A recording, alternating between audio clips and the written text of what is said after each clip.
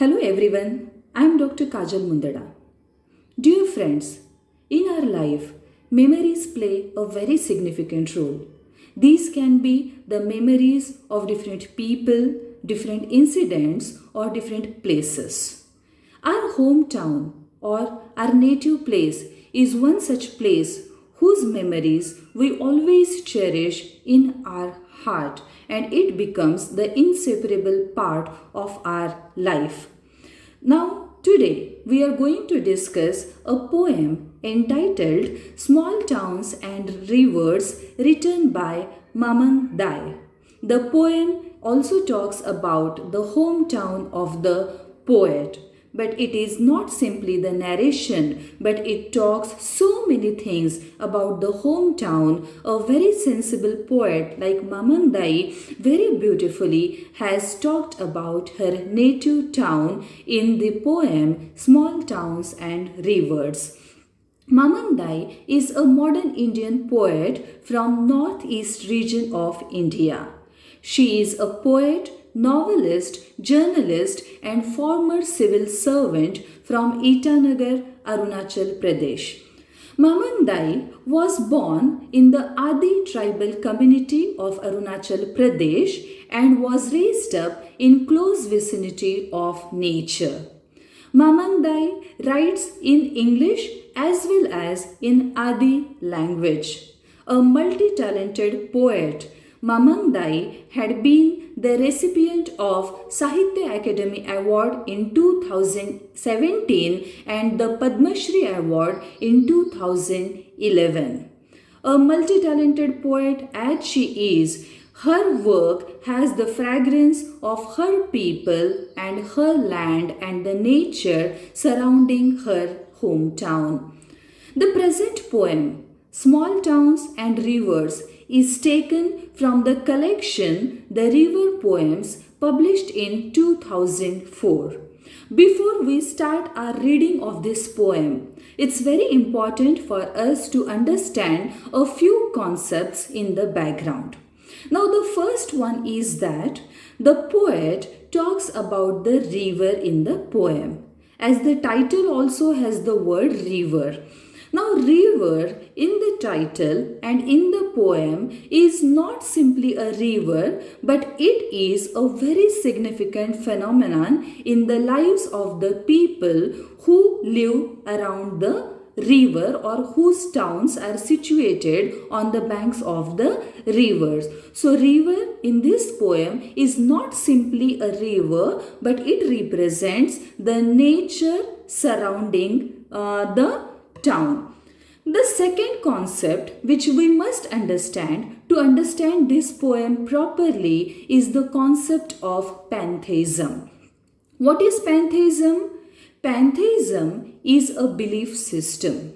It believes that there is life force in nature and natural objects. Nature is not dead for it. It is a life force, and this life force can be experienced in natural objects like rocks, rivers, waters, mountains, etc. In a way, it is a concept like animism, or it is closely concerned with animism, which believes that there is spirit existing or there is consciousness existing in the nature. Nature is something to be respected and it is something very much revered by the people. So nature here stands up as a being with consciousness and it is the life force. So pantheism we should understand to understand this poem properly. Then the next one is that though the poem appears to be very simple, though there are no direct references to the political unrest, Mamang Dai indirectly talks about the political unrest that creates disturbance in the life of the people of Northeast region. Northeast region of India had constantly been a place of political unrest, and because of that people living there suffer a lot due to the insurgencies Insurgencies are the rebellions or the revolts. Now and then insurgencies take place there, and that's why there are many deaths. Every day some or the other person keeps dying, and that's why these insurgencies are the cause of suffering of the people. This political unrest many times leads to the curfews in this region. So, this political unrest is also indirectly referred to by the poet in this poem. So, these two, three things are very important for understanding this poem. Now, let's try to understand this poem line by line.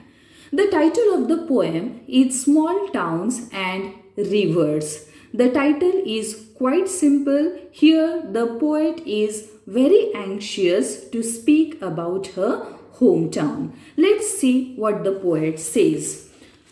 Small towns always remind me of death. My hometown lies calmly amidst the trees. It is always the same in summer or winter, with the dust flying or the wind howling down the gorge. So in the very first line, the poet says that small towns always remind me of death. Small towns make me remember death. They remind me death. And my hometown, it lies calmly, quietly, silently. It lies amidst the trees. There are many trees surrounding my hometown, and my hometown lies peacefully around these surrounded by these trees. And my hometown is always the same, be it the summer season or the winter season. Whichever is the season, my hometown is always the same. It has the dust flying. The dust keeps on flying, which is a very common phenomenon there. And secondly, the poet also talks about the wind that is howling. Howling means the wail or the cry of distress, we can say. The wind there keeps on creating the noise when it blows or when it flows down the gorge. Now, what is gorge? Gorge is a deep narrow passage between the rocky lanes. So there are steep rocky sides, and in between the wind keeps on howling or it keeps on blowing. So in the very first stanza, the poet introduces us to the nature and the surrounding of her hometown. So she wants to say simply that my hometown lies very peacefully and it is always the same. There are not many changes as such. Now the very first line, small towns always remind me of death. This line reflects the belief of the tribal people from northeast region of India. These people believe that the souls of the people or the souls of the beloved ones always continue to dwell in the natural elements around. So she remembers death whenever she sees a town. In short, Mamang Dai wants to say that towns have prospered when nature has been destroyed. Just the other day, someone died. In the dreadful silence, we wept, looking at the sad wreath of tuberoses, life and death, life and death. Only rituals are permanent. Now, what the poet says here, the poet actually describes that just the other day someone died. Someone died the other day in a dreadful silence. Dreadful, fearful. In a fearful silence, we all wept. See, after somebody's death, obviously there is bound to be the silence. But here, the silence is not normal silence, but it is the dreadful silence or fearful silence. In that dreadful silence, we wept. We expressed our sorrow on the death of the person. Looking at the sad wreath of tuberoses, we looked at the wreath of the tuberoses. Now, what is wreath? Wreath is W-R-E-A-T-H. Wreath is actually an ornamental circular band made of plaited flowers and leaves that is used for decoration, or it is also used as an offering over the dead body. So, we looked at the sad wreath of tuberoses. Tuberoses, flowers that are used for making that wreath. Life and death, life and death. The poet repeats the words. There is life, there is death. Life, death is there. So, death is always sin. What is permanent there? Only the rituals are permanent. Only the rites or the rituals that are performed at the death time, they are permanent, and there is constantly life and death, life and death. Now, this expression makes it appear as if deaths due to insurgency are very common in this region and they happen almost every day. This is how the poet conveys the intensity of people's suffering, how the people living in that area are suffering. The expression dreadful silence actually refers to the curfew after such death due to the insurgency, and there is a fearful atmosphere. Though it is silent, the silence is dreadful or fearful. And therefore, the poet here in this stanza also wants to say that human life is temporary and ephemeral. Ephemeral means it lasts for a very short period of time, because life ends very soon in our area, in our region, as there are constant deaths experienced. The speaker here contrasts the perishability of human life with the permanence of rituals and nature.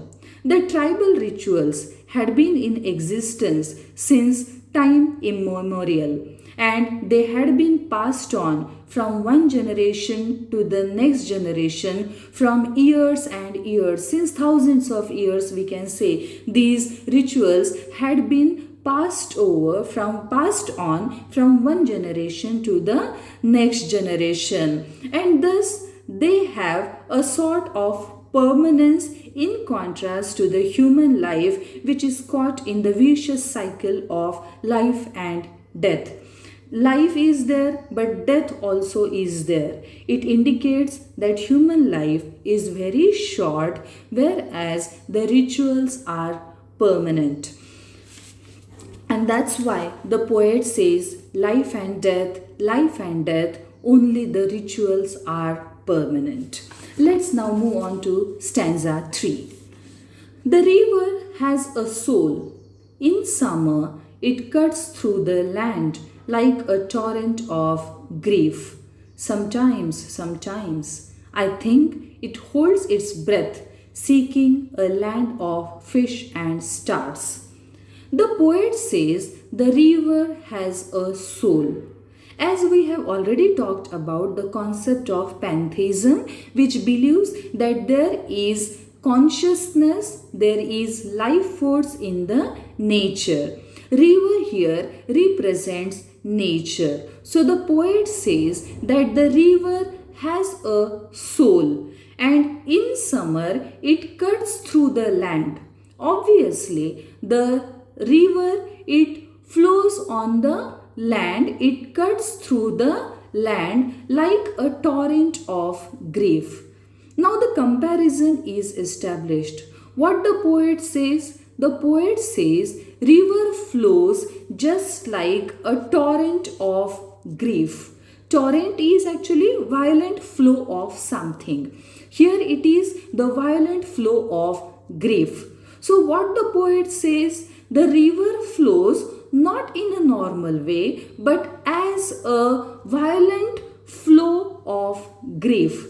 It shows that the river is also carrying unhappiness that is there in the nature, in the surrounding, in that region. Since the people are also unhappy due to the insurgencies, the rebellions, and the deaths, and the inconsistencies in human life, and the political unrest, that's why there is grief, and this same grief is reflected through the natural objects also, and that's why river flows like a torrent of grief.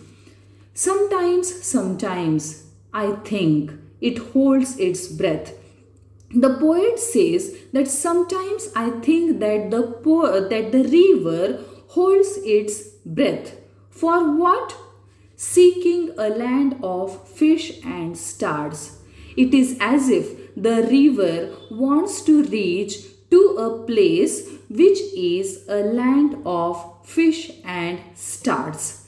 Now see, fish and stars, a land of fish and stars. It has a reference to mythology or mythological reference, we can say. Because it is believed that when the world was created, the first creatures on earth had been fish and there had been stars in the sky. So they indicate the very original times or the very previous times when there was everywhere purity and innocence. No sadness was there in the world. So maybe this river, which is flowing as a torrent of grief, is seeking happiness, or it is trying to get rescue into the land of fish and stars. The Adi tribe to which Mamandai belonged, this tribe, just like William Wordsworth, believed in pantheism or in the belief of pantheism. As we have seen, pantheism is the belief that universe is in some sense divine and it should be respected. Thus, for these people, the world of nature is not dead but it is alive with spirits, and thus they worshipped the mountains, the rivers, the waters, and the trees also. Dai herself has confessed that for her, nature is a living presence with which one can get connected very easily and one can empathize also. So this thought is reflected in the line, the soul has a river. In fact, the world of nature, what the poet here wants to say, that world of nature also responds to the happenings in the human world. For instance, since the people here are unhappy, the nature also is unhappy. The insurgencies, the sadness or the suffering due to the insurgencies is also echoed in the natural world, and that's why the river which cuts through the land just like a torrent of grief.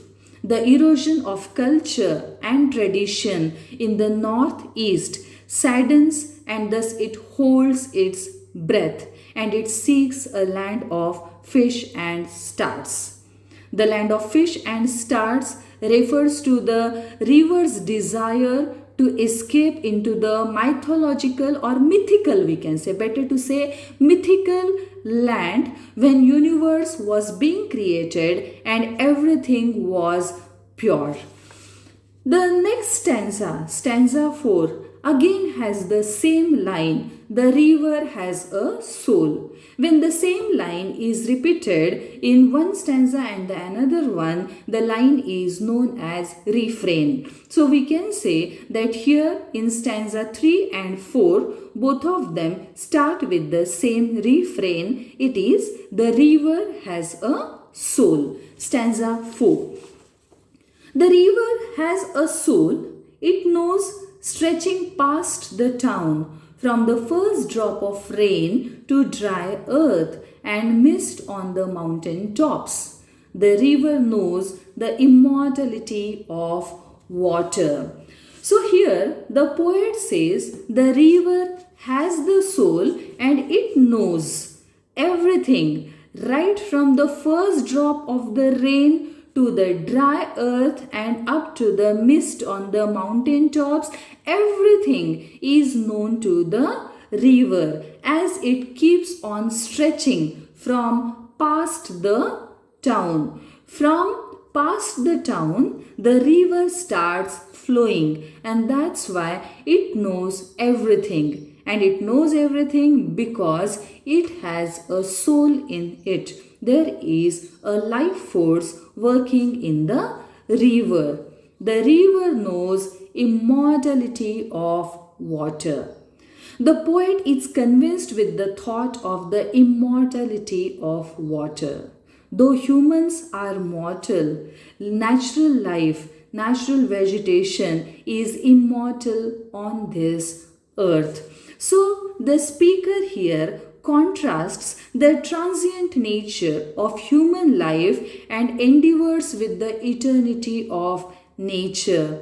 In this poem, world of nature is represented primarily by the river, and it is said to be immortal. It is not going to come to an end. On the other hand, human life, however long we think it is, it finally comes to an end, and that's why we humans are mortal. But river that represents nature is immortal, and that's why the poet says the river knows immortality of water. So human deaths, though they are frequent, river is immortal. Stanza number 5. A shrine of happy pictures marks the days of childhood. The poet now remembers her childhood days, and she says that there had been many happy pictures from the shrine of my childhood memories. Now, shrine is actually a place that is regarded holy or sacred because of its association with divinity or some holy person. Now she says that there is a shrine of happy pictures, and that marks the days of childhood. I have many beautiful memories, many happy memories from my childhood. Small towns grow with anxiety for the future. But suddenly she shifts her thought, saying that small towns, they grow with anxiety. They grow with anxiety means they grow with a sort of uneasiness or nervousness for the future. They grow, but they grow with uneasiness or with nervousness. The dead are placed. I think before we move on to the next 4 lines of this stanza, we should try to understand first these 4 lines. Now the poet talks about the memories and a shrine of happy pictures from her childhood, and then she suddenly says that small towns, they grow uneasily for the future.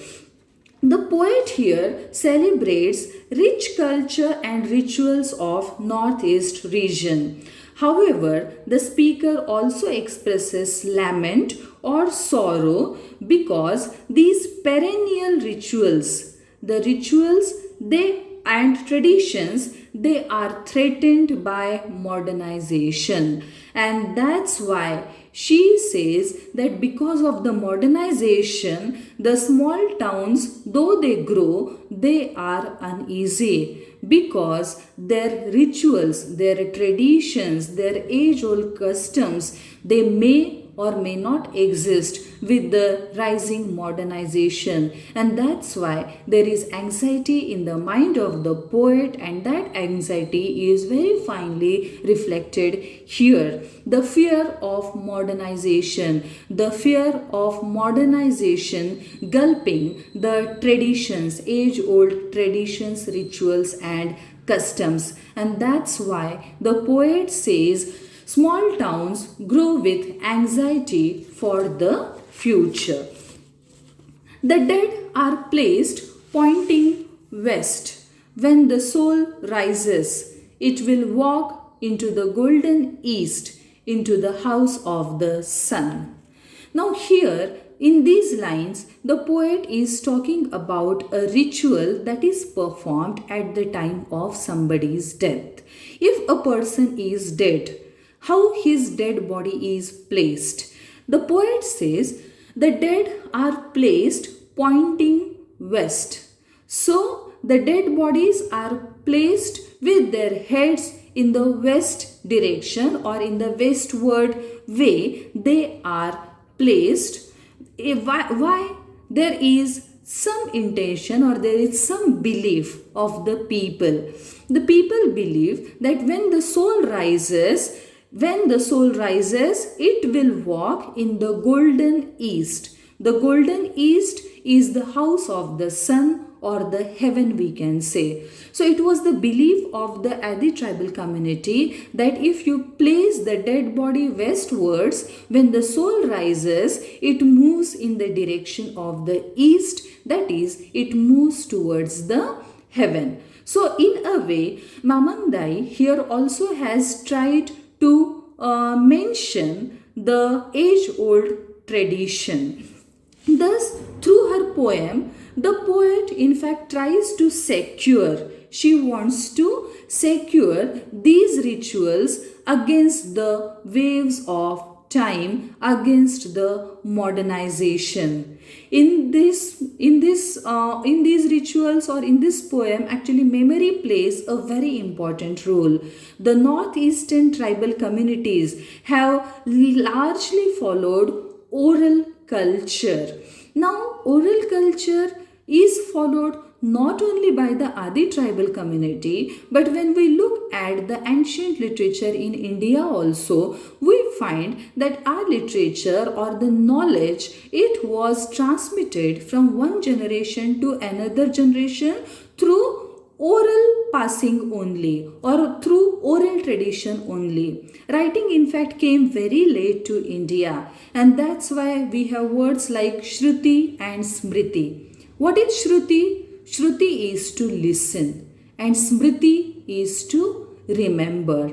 So we try to preserve or conserve our traditions mostly through the oral cultures, and in which we find that the myths, folklores, conventions and beliefs, they are passed on from one generation to the next generation. Dai here in this poem tries to recall some of those memories or some of those rituals actually from the shrine of the happy pictures, and thus she tries to make her memory more permanent by giving it a written form in the form of this poetry. So, whatever was transmitted to the poem by oral tradition, Mamang Dai in this poem is writing down, and in a way, with the help of written script, she is trying to bring permanence or she is trying to preserve the age-old traditions of her community. The speaker here also gives the instances of prevalent rituals. So many rituals are seen in India. At different occasions, different rituals we Indians keep on following. Now here, especially, she has mentioned one ritual that the dead, they are placed with their heads pointing westward, so that when the soul rises, it would go towards the golden east, which actually is heaven. Now, stanza number 6. Last one. In the cool bamboo, restored in sunlight, life matters like this. So, in these three lines, she again talks about the nature and the life lived by the people in her hometown. What the poet says, in the cool bamboo restored in sunlight. So, bamboo here represents the nature. Sunlight represents the atmosphere of her hometown. And in this surrounding, in this situation, in this natural condition, life matters like this. This is how somebody's life matters or somebody's life is lived. In small towns by river, we all want to walk with gods. Finally, in the last two lines, the poet says that in small towns that are situated by the side of the river, we all want to walk with gods. Thus, the poem ends on an optimistic note, with the speaker finding a solution for the various problems of northeast region of India.